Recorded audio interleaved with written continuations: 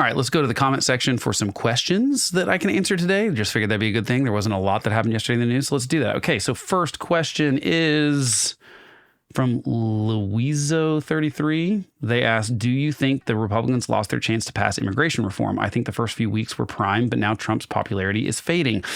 I don't know if I see it this way. I mean, yes, Trump's poll numbers have dropped a little bit, but I don't think that that necessarily guides what he can and can't do in Congress. I think that this is more of a problem with, I don't know that Trump wants there to be immigration reform that's passed through Congress. I think he understands that any kind of thing he wants Congress to pass is going to be a pretty hard fight because there's only like the majority right now. I guess it's a little bit more because like 3 Democrats have died in the last few weeks. It's kind of weird, but they basically had a majority of 1. So it might be up to like 3 or 4 now, but it's very slim. It's hard enough just to get the budget passed for last year's budget that started last October. And that was just a continuing resolution they were trying to kick down the road. So I think it'd be pretty hard to get whole-scale immigration reform because I think Trump doesn't think it's worth the fight with some of the parts of his own party.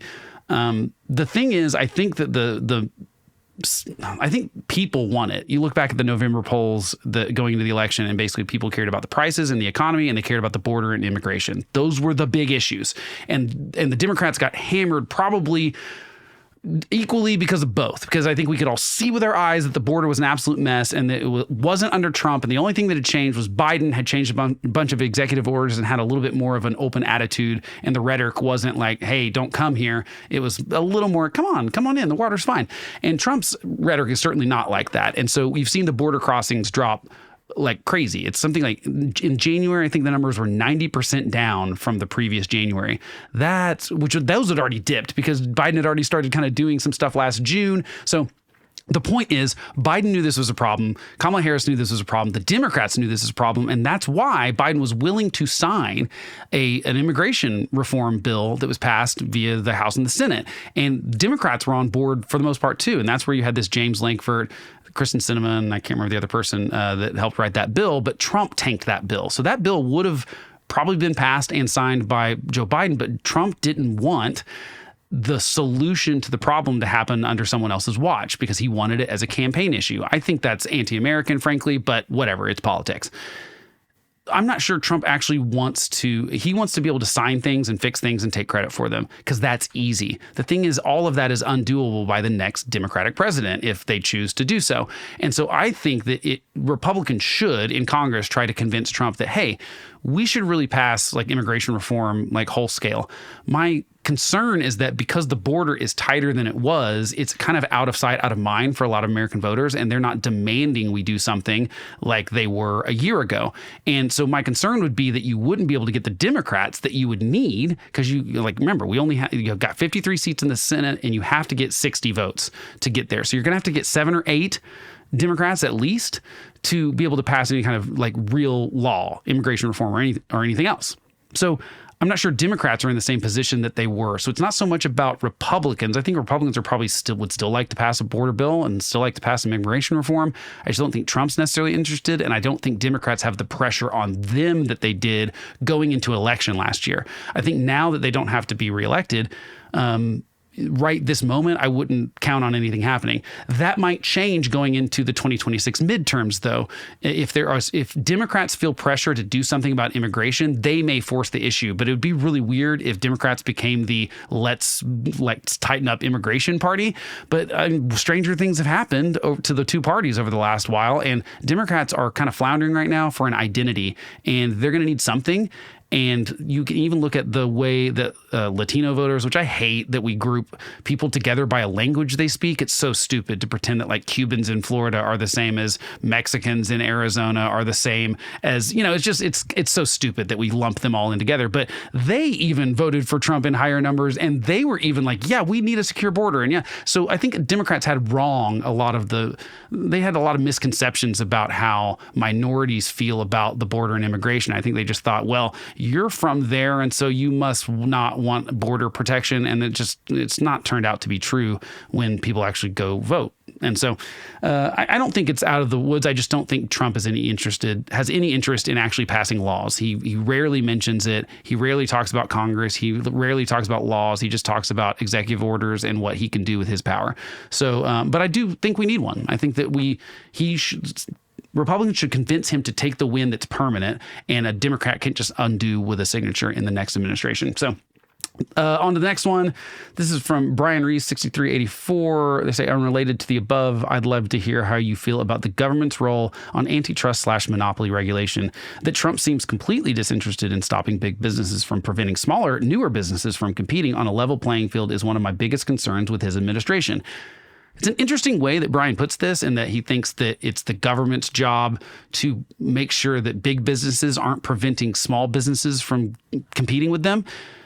I know some of that goes on for sure, but I would argue that there's a problem that is not being mentioned in this antitrust stuff. It's that when businesses are regulated by the government, especially when they're heavily regulated by the government, that itself is a disinvitation to competition, because it's complexity, and complexity becomes a subsidy for people that can afford to get around the complexity. So look at Mark Zuckerberg last year. He shows up in Congress because Democrats and Republicans are both angry at social media companies, but for different reasons. And they're talking about regulation. They're talking about getting rid of Section 230, things like that. And Mark Zuckerberg's there going, yeah, we welcome regulation. Now, why do you think Mark Zuckerberg would welcome regulation? It's because in social media specifically, where a new app could be spun up and immediately become popular and start taking his market share, this is not like a thing where there's a production line or some sort of thing like that. It can happen really quick. Instagram was a team of like 12 people, or it was a really small company when Facebook bought them. And so it doesn't take a lot of resources to get to there. Facebook knows that new app is always just right around the corner. If social media gets regulated by the federal government in a way that he has the ability to hire lawyers or whoever he needs to navigate that complexity, and so could like TikTok, and so could, I'm sure, YouTube and all these things, but it prevents new ones from coming into that market. And so you might not end up with a total monopoly. You might only have a couple of competitors, but you do end up with the government essentially helping you keep new competition out of the marketplace. And I think the government does this far more than private companies do, because we've seen, like, just because someone has a gigantic part of the market share doesn't mean they have a monopoly.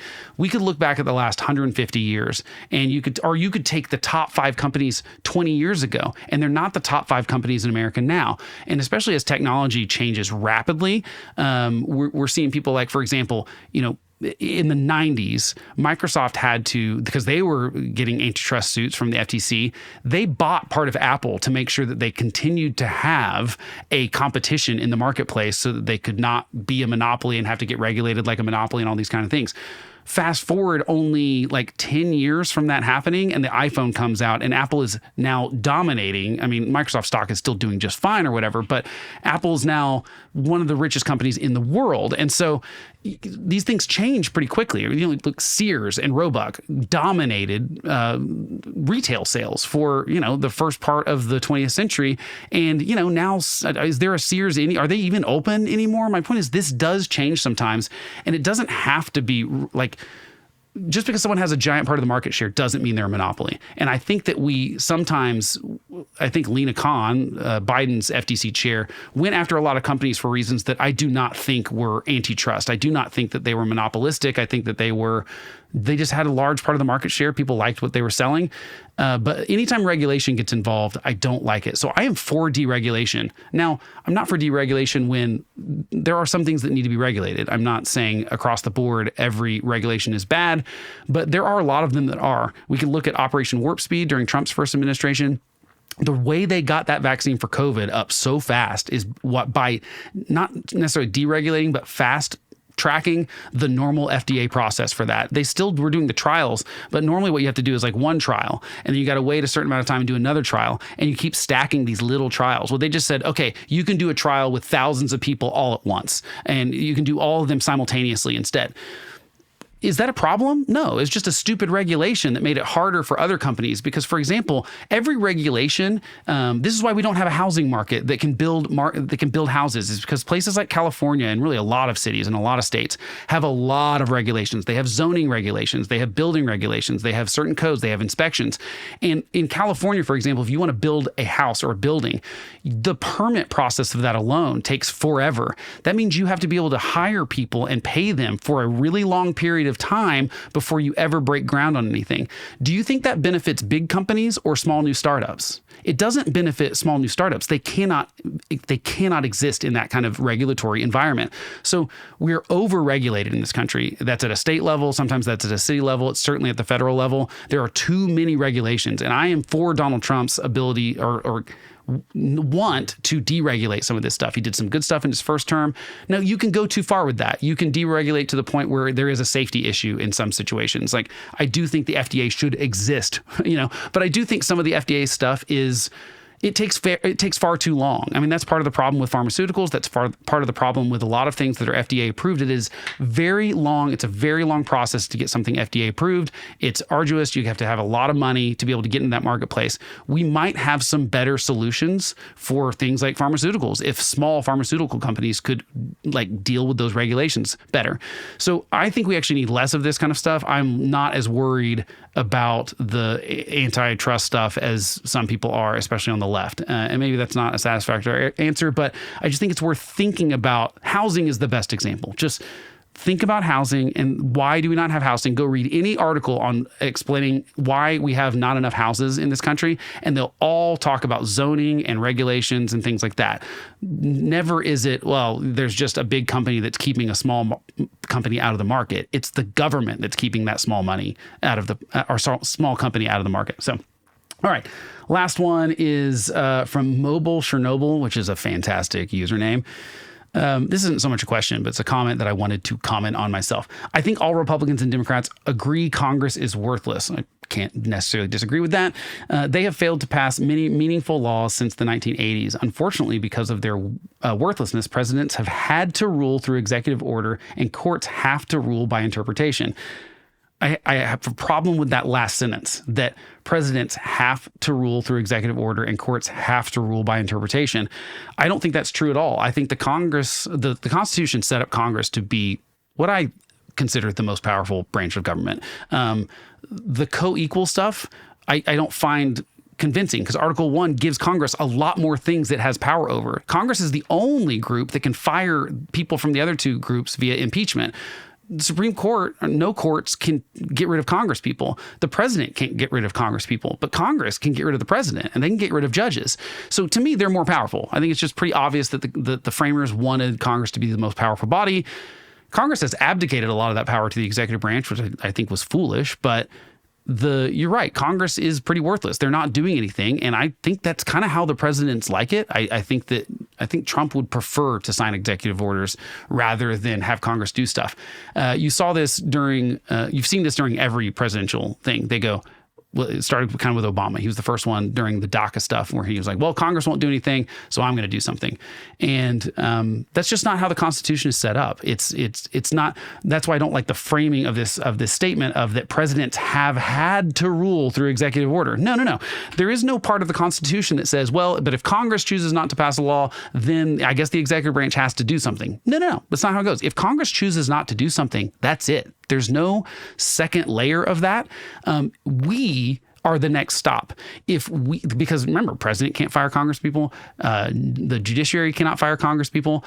But you know who can fire Congress people? Us, the voters. We could wipe out the entire House of Representatives in 2026 if we wanted to, and a third of the Senate, if we really demanded it. But we're not demanding Congress do anything. In fact, the problem now with Congress is that by we, I mean the most partisan members of the right and the left, are demanding that their Congress people never compromise. Compromise is now a bad word. That's why nothing's ever going to get done in Congress, is because Congress is scared of the loudest part of their constituency that will fire them. And by fire them, most of the time that means they're going to run someone to the left or the right of them. So if they're on the Republican, they're worried about getting primaried. Democrats are worried about getting primaried. There's only something like 40 seats in the whole of Congress that are in the House, at least, that are competitive districts that actually are purplish. The rest of them are safely red or safely blue. And so when it comes to the general election in New York, most of those House seats are going to be blue no matter what. So the blue guy is going to win. And the only way to get rid of that blue guy is either to vote for the red guy or vote for a different guy in the blue primary. Okay? That's causing problems. But just because there are problems in Congress and they're not passing stuff doesn't mean the president gets to do extra things that he doesn't have the constitutional power for. Same thing with the judiciary. I don't love the framing of this that like, oh, well, they've got to rule by interpretation. The only thing the courts can do is rule on the letter of the law that is written currently. So, for example, this does not get talked about a lot, but it drives me crazy that like people just kind of, the headline after the Supreme Court rules something is, for example, last year we got this Supreme Court strikes down bump stock ban. That would be the headline. But that's not really what they did. What they really did was looked at the law and they said, okay, Congress gave the ATF the ability to do X, Y, and Z, but X, Y, and Z nowhere mentions that they can regulate the sale of specific firearm parts, that they can say you can no longer buy and this part is now illegal because Congress did not give the ATF the ability to say that bump stocks are illegal or any other specific part of a gun could be illegal. That's only Congress's job. And so in a lot of these Supreme Court rulings, we're not getting them saying you can't ban bump stocks. What they're saying is the ATF does not have congressional authority to ban bump stocks. The ways you can change this is Congress can either change the law that they can say the ATF does have more abilities that we're giving them, or Congress can pass a law that says you can't buy bump stocks anymore. That's the remedy. So the Supreme Court, the current Supreme Court, I think is actually not quite as partisan or crazy as a lot of people they're made out to be in the media. They are oftentimes they're going, this is not our job. This is Congress's job. And this is not the ATF's job. This is Congress's job. Or this is not the executive branch's power. This is Congress's power. Almost all the opinions that you read will find that kind of thing. You'll find that language of someone like Neil Gorsuch saying, you know what, who can solve this problem? Congress. Congress can pass a law. And they're basically trying to say, Congress, do your job. But unfortunately, that's the best they can do is in an opinion say, Congress, do your job. But then it's up to us to not elect those people again. Elections are just us doing a job review of the person that's currently in there and simultaneously potentially hiring the new person if we chose to fire that person because they're doing a bad job. But we're not doing that. There's hardly any turnover in Congress. There's hardly, if you're an incumbent, you're very likely to win. And it's not apparent to me that people like Joe Biden and Donald Trump really want Congress to do that much because it's hard work to get stuff through Congress. You have to do compromise. You have to have these fights. You have to have, you got to please every single member of your caucus in the House if you're a Republican, and you've got to convince 7 or 8 Democrats in the Senate to come over and vote for something. And that's hard work. You have to do compromise. The Democrats aren't just going to roll over and sign a bill that they don't like. They're not going to vote for that. So I just don't like the framing that the president, oh, well, my hands are tied. Congress won't do anything, so I've got to do something that's illegal via the Constitution. And then what I really don't like about that is that when Biden does something like that with, for example, student loan forgiveness that he knows is illegal, and then the Supreme Court strikes it down, he gets to point at the Supreme Court and say, well, they're the one that took that thing away from you. I tried to give it to you, and they took it away from you. But really, the Supreme Court's just saying, no, the president does not have the power to do that thing he tried to do. Again, Congress, do your job. But you know what? Until voters demand that they do their job, they're going to keep doing what they're doing because they keep getting reelected. So that's on us. All right, if you have any questions or comments, feel free to throw them in the comments below, and I will try to get to them every once in a while on here. But that's going to do it for me today.